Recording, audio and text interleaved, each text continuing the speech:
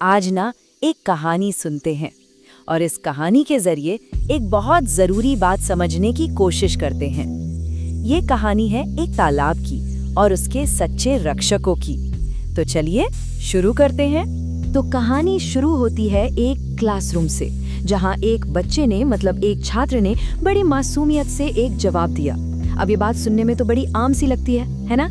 हम में से कई लोग शायद ऐसा ही सोचते होंगे, पर सवाल ये है कि क्या मेंढक वाकई में बस टर टर ही करते हैं या फिर उनकी इस आवाज में कोई गहरा राज छिपा है। हाँ, तो बात हो रही थी उस क्लासरूम की। साइंस की क्लास थी और टीचर वर्मा सर उन्होंने बच्चों से एक सिंपल सा सवाल पूछा, क्या कोई जानता है कि मेंढक हमारे दोस्त हैं? और बस इसी सवाल के जवाब में रवि ने कह दिया था कि वो तो सिर्फ शोर मचाते हैं। ये सुनकर वर्मा सर बस मुस्कुरा दिए और पता है उन्होंने क्या किया? वो सभी बच्चों को गांव के एक पुराने तालाब के पास ले गए। एक वक्त था जब ये तालाब मेंढकों की आवाज से गूंजता रहता था, पर अब वहाँ एक अजीब सी, एक डरावनी सी खामोशी थी। सवाल ये था कि वो सारी आवाजें आखिर गईं कहाँ? तालाब इतना चुप क्यों हो गया था? देखिए, उस तालाब की जो खामोशी थी ना, वो सिर्फ उस गांव की कहानी नहीं थी। असल में ये एक बहुत बड़ी ग्लोबल प्रॉब्लम का एक छोटा सा चेहरा था। ये एक ऐसी कड़वी सच्चाई है जिससे दुनिया भर में एम्फिबियंस मेंढक जैसे जीव आज जूझ रहे हैं। उनकी हजारों प्रजातियों पर विलुप्त होने का खतरा मंडरा रहा है और इसके पीछे कुछ बहुत ही गंभीर वजह हैं।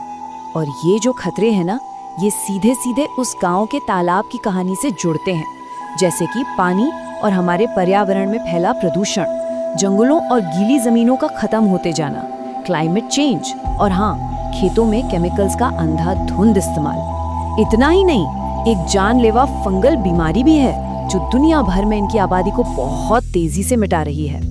तो इन्हीं सब खतरों को देखते हुए साल 2014 में अमेरिका में एक पहल की गई।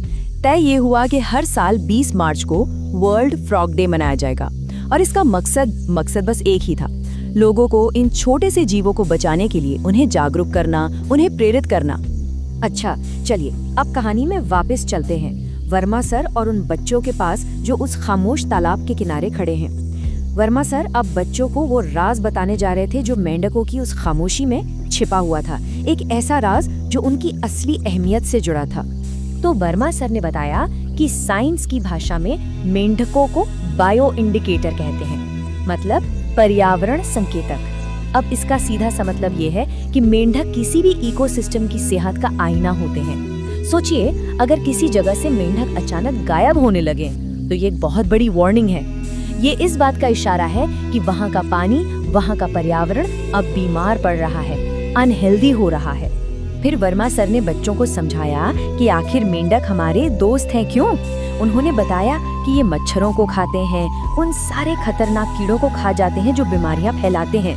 जरा सोचिए, बिना किसी दवा के, बिना किसी स्प्रे के वो हमें कितनी ही बीमारियों से बचा रहे हैं। तो वो सिर्फ टर्टर नहीं कर रहे, वो तो असल में हमारे रक्षक हैं। अब जब बच्चों ने वर्मा सर की ये बात सुनी और फिर अपनी आंखों से तालाब की हालत देखी कि कैसे चारों तरफ प्लास्टिक और कचरा फैला हुआ है, तो उन्हें सारी बात समझ आ गई। और बस उसी पल बच्चों ने और गांव वालों ने मिलकर एक फैसला किया। फैसला ये कि वो अपने तालाब को बचाएंगे। उन्होंने ये जिम्मेदारी खुद अपने हाथों में ले ली और उनका एक्शन प्लान भी देखिए, कितना सिंपल लेकिन असरदार था।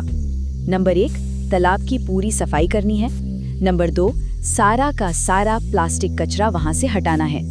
फिर उसके चारों तरफ खूब सारे नए पेड़ लगाने हैं। और सबसे जरूरी काम, गांव के किसानों को जाकर समझाना है कि भाई खेतों में केमिकल्स का इस्तेमाल थोड़ा कम करो। तो सबने मिलकर अपनी तरफ से तो पूरी कोशिश की, पर सवाल अभी भी वही था, क्या इतनी मेहनत काफी होगी? क्या वो खामोश तालाब फिर से जिंदा हो पाएगा? क्या इन बच्चों और गांव वालों की मेहनत रंग लाएगी? कुछ महीने गुजर गए, फिर बारिश का मौसम आया और फिर एक शाम बच्चों को तालाब की तरफ से एक बहुत जानी पहचानी सी आवाज सुनाई दी, टर टर। अरे, वो आवाज वापस आ गई थी। मेंढक लौट आए थे, मतलब उनकी मेहनत कामयाब हो गई थी।